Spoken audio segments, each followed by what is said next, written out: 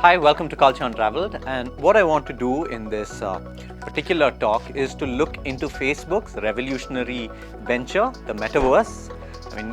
Facebook itself has rebranded itself around it, Meta.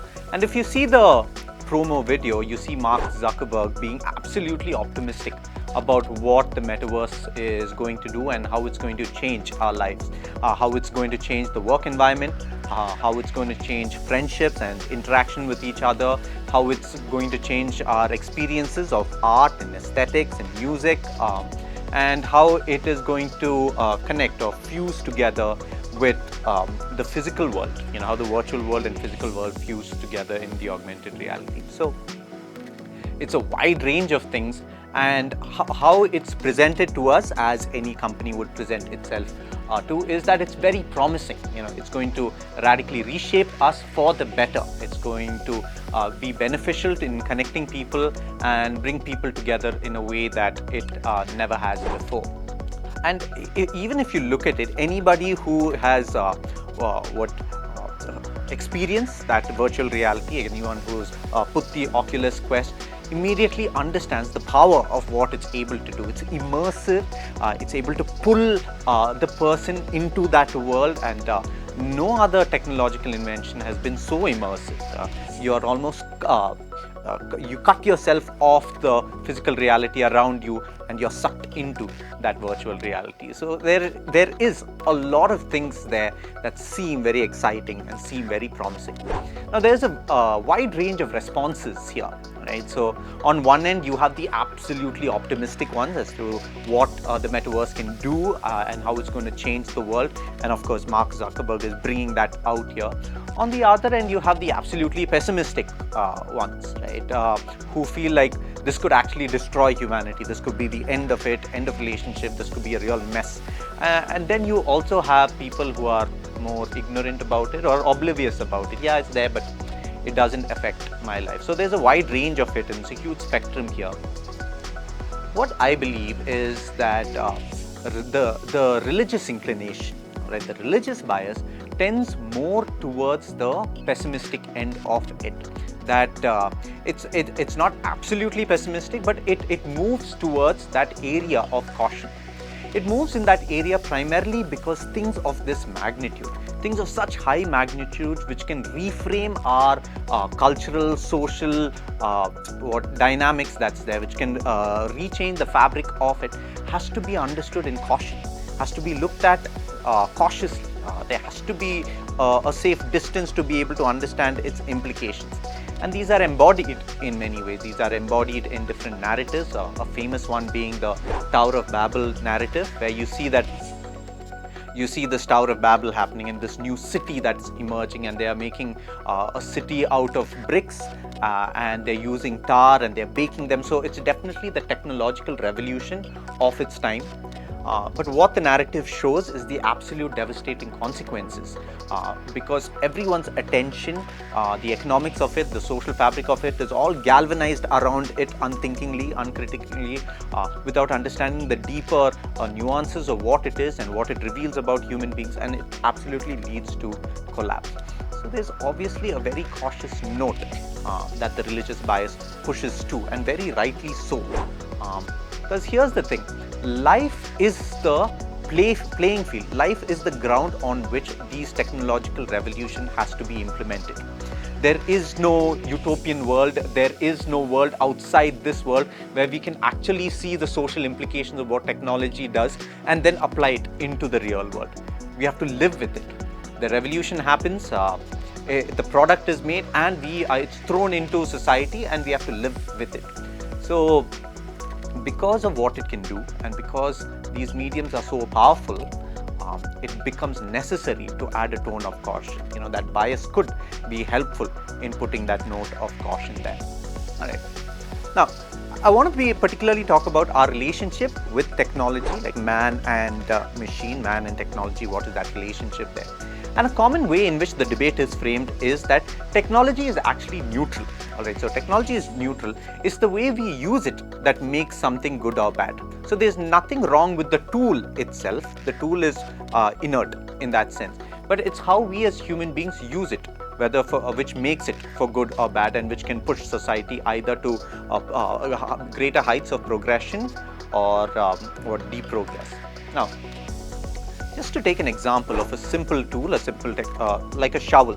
All right. Now, if you take the shovel there, you could say, well, you could use the shovel for a good thing, which is to dig a hole and plant a tree, or you could use it to hit someone. Now, that's a bad thing. Now, the shovel is inert. The shovel has no moral connotations of its own, but it's how you use it. But here's the important thing: whether we use it to dig a hole or we use it to smack someone, the shovel will inevitably bruise our hands. There will be abrasions and cuts in our hand, however you want to use it, whether you use it to dig a hole or you use it to hit someone. The point is this, that whenever we engage with these tools, whenever we engage with machine or any type of technology, it will shape us. It will radically reshape us. And the greater the power of that tool, I gave you an example of a simple thing like the shovel. But things like the metaverse, things of what technology does is absolutely much more powerful than a shovel. And so it has the ability to reshape us in a much deeper way. However you want to use it, in whatever way you want to use it. Here's another aspect about our interaction with man and machine, right? The rate at which technology has progressed, to which the rate at which man has morally and ethically and spiritually progressed, is highly disproportional. If you look at the way in which technology has exponentially risen, in the documentary The Social Dilemma, they look at the processing power of computers from the 1960s to now has raised over 1 trillion times from what it was. And that's a huge exponential rise. Whereas with human beings, when you read the story of old, right, when you read narratives which are 4,000 years old, and you look at the character of human beings, you look at the story of Cain and Abel, and you look at sibling rivalry there, you see sibling rivalry even now. 4,000 years later, we haven't overcome that particular emotional journey that we have. A lot, and this also has to do with envy, hatred, jealousy, all these factors. We haven't overcome it even after like millennia. And so the rate at which human beings, our biological way in which we evolve, our emotions, our society, this takes very long time to progress, whereas technological progression happens at a very rapid rate. And so it brings about a very complex dynamic in that relationship. On one end, you have technology which is exponentially rising. On one end, you have human beings with our own hardware, our brains, and everything that we have, which moves at a very, very slow rate. And that brings about a complexity in the dynamic of relationship. Right? And so what things like Metaverse does, and why it needs to be looked at with caution, is that Metaverse pushes that relationship to a much further level. We have not understood our relationship with technology as we have it now, whether it's our phone, iPads, it's still a very complicated relationship that we have. And Metaverse pushes that relationship much further when we have not figured out what we have right now.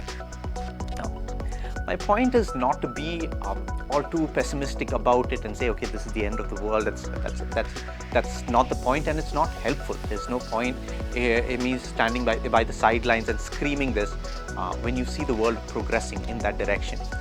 The Oculus app was the most downloaded app during Christmas, which just shows there is no going back on this. Right?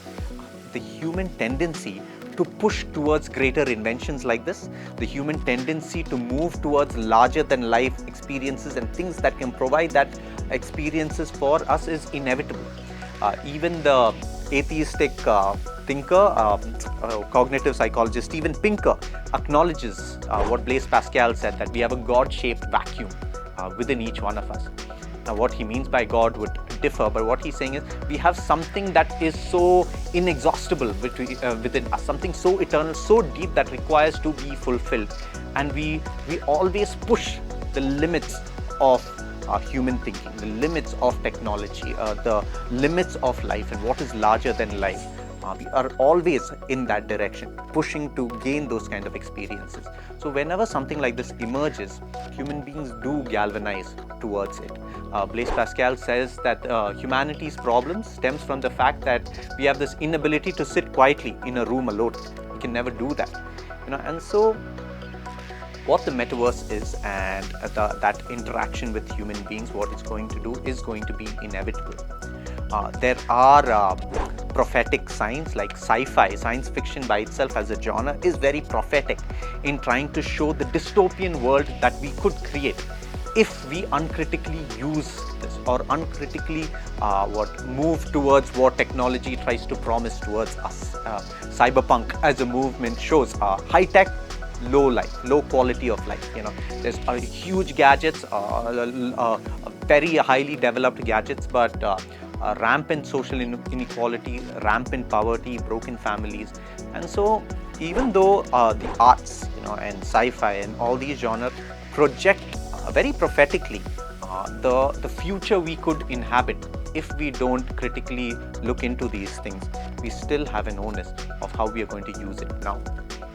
And so what do I want to end with? There is no macro way of looking at it, though a lot of these problems are macro. But I guess the absolute change will always have to happen at an individual level.